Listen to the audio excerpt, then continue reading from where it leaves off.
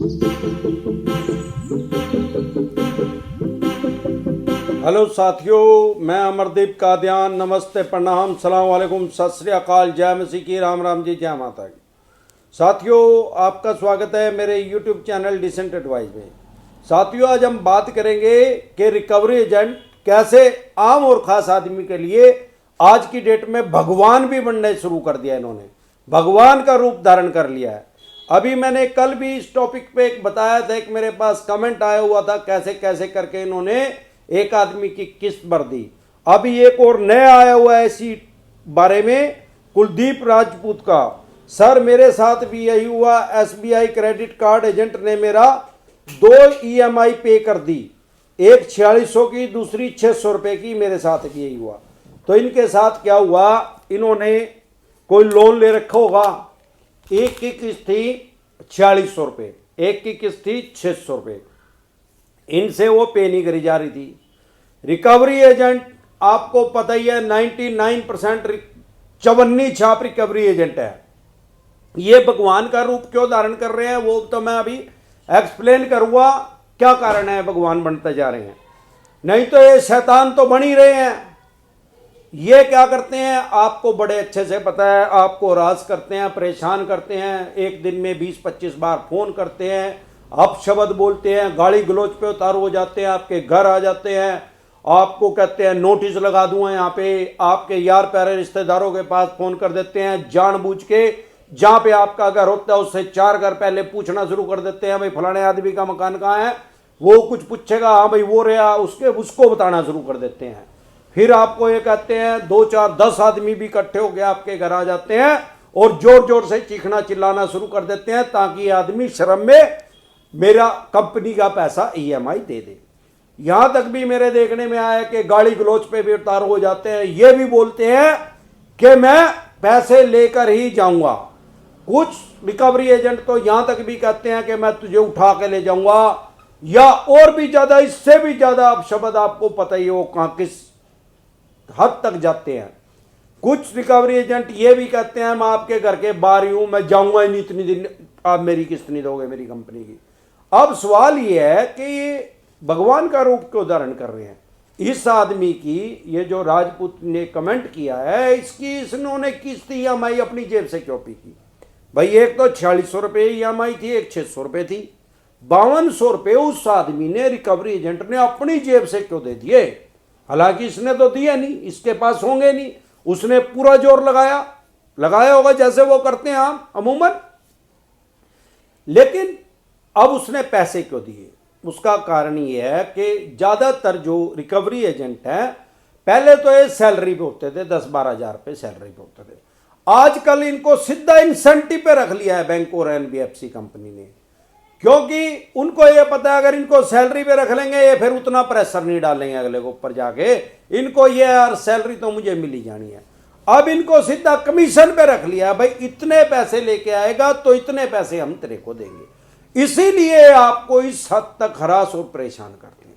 अब इनका इंसेंटिव कैसे है, मान ला 1 लाख पे 5000 रुपये, 2 लाख पे 15,000 रुपये, 3 लाख पे 40,000 रुपये, 4 लाख पे 50,000 रुपये। अब जब इनको 4 लाख पे 50,000 रुपये मिल रहे हैं तो ये क्या कोशिश करेंगे कि मैं एक महीने में कम से कम 4 लाख रुपए तो मैं ले आऊं मार्केट से, ताकि मुझे मेरे 50,000 रुपये बन जाए।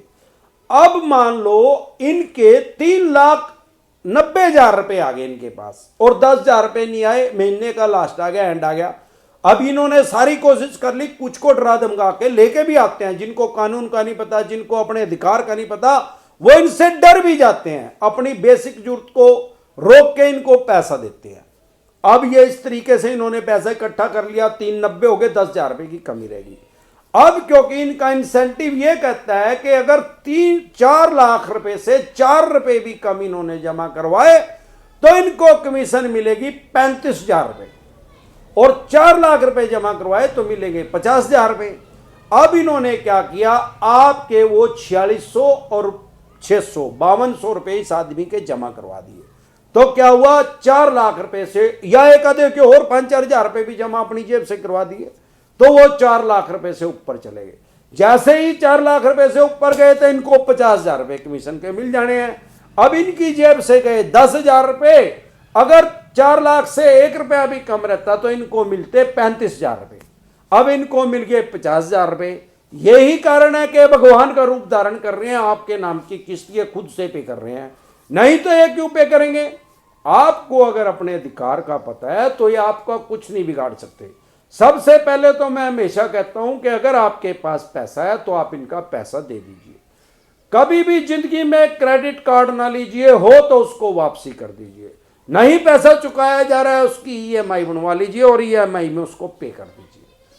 अगर फिर भी किसी भी कारण से आपके पास पैसा नहीं है, बिजनेस व्यापार काम धंधा ठप हो चुका है, लगभग ना के बराबर है, जॉब चली गई है, या फिर सैलरी 20-30-50% आपको मिल रही है, आपकी अपनी बेसिक जरूरतें आज की डेट में पूरी नहीं हो रही है, तो अगर आपका अनसिक्योर लोन है, अनसिक्योर लोन मतलब पर्सनल लोन, बिजनेस लोन भी अनसिक्योर मिलता है, क्रेडिट कार्ड जितने होते हैं वो सब अनसिक्योर की श्रेणी में आते हैं। अगर आपका अनसिक्योर लोन है तो आप इनसे डरे और घबराए नहीं बिल्कुल भी, ये आपका कुछ नहीं कर सकते चवन्नी छाप रिकवरी एजेंट।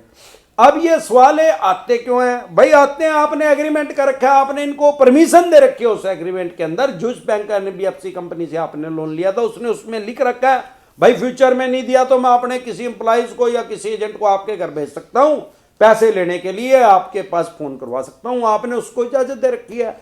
दिक्कत परेशानी कहां आती है? जब हमें लोन लेने के लिए जाते हैं तो वो बहुत से कागजों पे हमारे साइन करवाते हैं, लेकिन हम उनको उस टाइम पढ़ते नहीं, क्योंकि हमें उस टाइम या तो पैसे की जरूरत होती है या फिर हमें उस प्रोडक्ट की जरूरत होती है, घोड़ा गाड़ी स्कूटर मोटरसाइकिल कार जीप या फ्रिज एसी जो भी वटएवर, उस टाइम हम उस पर ध्यान नहीं करते, उस टाइम हमने वो राइट्स उसको दे दिया है, लेकिन उसको ये राइट्स नहीं दिए कि वो आके आपको गालियां दे सके या आपसे अपशब्द बोल सके या आपकी बेइज्जती करे मोहल्ले पड़ोस में, ऐसे कोई राइट्स आपने उसको नहीं दिया है और ना ही वो ऐसे राइट्स आपसे ले सकता, क्योंकि कोई भी एग्रीमेंट होता है वो कानून के अनुसार ही उसकी वैल्यू होती है। अगर कानून को ताक पे रख के कोई एग्रीमेंट लिखा जाएगा तो उसकी ऑफिशियली कोई वैल्यू नहीं है।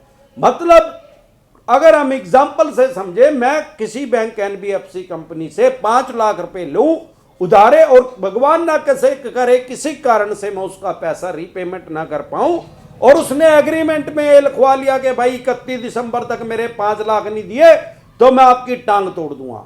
अब मेरे को जरूरत थी, मैंने पैसे ले लिए, मैंने साइन कर दिया उस पर, अब 31 दिसंबर तक मेरे पास पैसे नहीं हुए तो 1 जनवरी 2021 को उसने मेरी टांग तोड़ दी। अब मैं क्या करूंगा? पहले कोई तो उठा के मेरे को ट्रामा सेंटर में लेके जाएगा ना, मैं थाने चौकी में स्थानीय में उसकी कंप्लेंट करूंगा और वो वहां आके एग्रीमेंट दिखा दे, भाई साहब मैंने तो इसके साथ एग्रीमेंट कर रखा है, इसने तो लिख के दे रखा भाई मेरी टांग तोड़ दी है, तो वो वैलिड नहीं है। अगर उन्होंने इस तरह का कोई वो कह रहे हैं, पहली बात तो कोई भी बैंक या एनबीएफसी कंपनी इस टाइप का एग्रीमेंट नहीं करती कि आपके साथ अपशब्द बोले जाएंगे। हाँ, ये बोलते जरूर हैं लेकिन वो रिटर्न में नहीं है।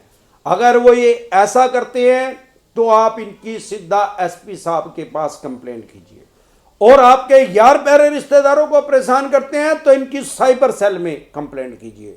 और ऑनलाइन ऐप वाले तो बहुत से ग्रुप बना के ये चोर है फलाना है डिकड़ा बकवास करते हैं, तो आप इनकी सीधा साइबर सेल में कंप्लेंट कीजिए। अभी हैदराबाद में 60 से ज्यादा कंपनियों पे बैन लग गया है जो ऑनलाइन ऐप से लोन देते हैं। अगर आपको भी ये ऐसे हरास और परेशान कर रहे हैं, सबसे पहले इनकी रिकॉर्डिंग कर लीजिए और माननीय एसपी साहब के पास, जो भी आपके जिले में एसपी साहब है उनके पास इनकी कंप्लेंट कर दीजिए। उसके बाद देखिए फ्यूचर में कभी भी आपके पास फोन नहीं करेंगे। और जब इनकी रिकॉर्डिंग करने के बाद फिर भी अगर ये आपसे अपशब्द बोले तो इनकी फुल बॉडी मसाज कर दीजिए, इनको ठुड मारिए, इनकी दुकान खोल के उसमें पेट्रोल के फोए लगा दीजिए, थोड़ा पेट्रोल डाल दीजिए, उसके बाद ये जिंदगी में कभी आपको नहीं मिलेंगे, इस बात की गारंटी है। आपने एग्जाम्पल करके देखना है, कोई आवारा कुत्ता गली में घूम रहा हो, उसकी दुकान में थोड़ा पेट्रोल डाल के देख लो, वो उस मोहल्ले में गली में पड़ोस में गांव में वहां से छोड़ के भाग जाएगा। ऐसे ही ये चवन्नी छाप रिकवरी एजेंट भी आपके पास जिंदगी में नहीं आएंगे। कोई भी किसी भी तरह की समस्या, आपके यार प्यारे रिश्तेदार को किसी भी तरह की एडवाइस की जरूरत है तो उसके पास मेरी वीडियो शेयर कीजिए। आपको किसी तरह की समस्या आप कमेंट कीजिए। आज के लिए बस इतना ही, कल फिर मिलते हैं एक नए टॉपिक के साथ। तब तक के लिए आप मेरे चैनल पे अपना प्यार और आशीर्वाद बनाए रखें। नमस्कार।